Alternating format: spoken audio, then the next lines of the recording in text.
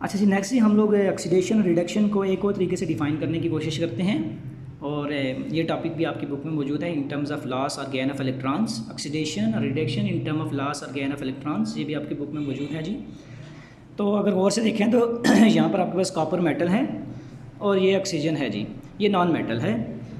तो आपको पता है जी कि इनके दोनों के मिलाप से ये CuO बना है, मीनिंग के दरमियान कोई ना कोई बॉन्डिंग हुई है जी। तो आमतौर पर ये आप लोगों को पता होना चाहिए जी, चौथे चैप्टर में बॉन्डिंग वाले चैप्टर में आप लोगों ने शायद पढ़ा भी होगा कि जब भी कोई मेटल नॉन मेटल के साथ मिलती है तो आमतौर पर ये होता है कि उनके दरमियान आयनिक बॉन्ड बनता है।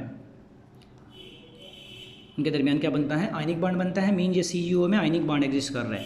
और आपको पता है जी, आयनिक बॉन्ड बनने के लिए पहली शर्त ये है कि पहले कैटाइन बनेगा, मीन पॉजिटिव आयन बनेगा, और फिर दूसरे वाले का नेगेटिव आयन बनेगा, और ये दोनों आयन्स आपस में इलेक्ट्रोस्टैटिक फोर्स ऑफ अट्रैक्शन के ज़रिए से जुड़ेंगे तो इनके दरमियान आयनिक बॉन्ड क्रिएट होगा, अदरवाइज़ नहीं होगा।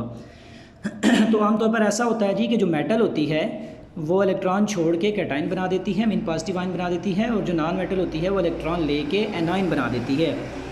अब इस सारे रिएक्शन में कुछ यूँ होगा कि ये जो कॉपर मेटल है ये 2 इलेक्ट्रॉन छोड़ेगी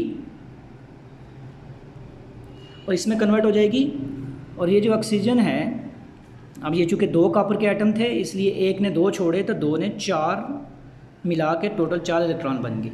अब ये जो ऑक्सीजन का एटम है, एक ऑक्सीजन 2 इलेक्ट्रॉन ले सकता है, तो 2 ऑक्सीजन के एटम हैं, चूँकि ये मॉलिक्यूल की फॉर्म में एग्जिस्ट कर रहा है तो ये 4 इलेक्ट्रॉन लेंगे, और ये आपके पास ये 2 आपके पास 2 इलेक्ट्रॉन, ये आपके पास 2 ऑक्सीजन के आयन्स बन जाएंगे इस तरीके से जी। अब ये वाला कॉपर का आयन और ये वाला ऑक्सीजन का आयन जब आपस में रिएक्शन करेंगे तो ये कॉपर का ऑक्साइड बन जाएगा जी। अब इस रिएक्शन को तो मैं डिटेल में और स्टडी नहीं करूँगा, मैं यहाँ से पते की बात करता हूँ, जो चीज़ मैं आप लोगों को समझाने की कोशिश करूँगा जी।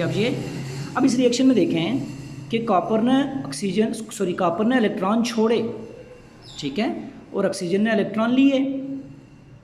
तो जो चीज़ किसी केमिकल रिएक्शन में इलेक्ट्रॉन को छोड़ दे, इलेक्ट्रॉन को लॉस करे, हम कहते हैं उसकी ऑक्सीडेशन होती है, ठीक है, और जो चीज़ इलेक्ट्रॉन को गेन करे हम कहते हैं उसकी रिडक्शन होती है।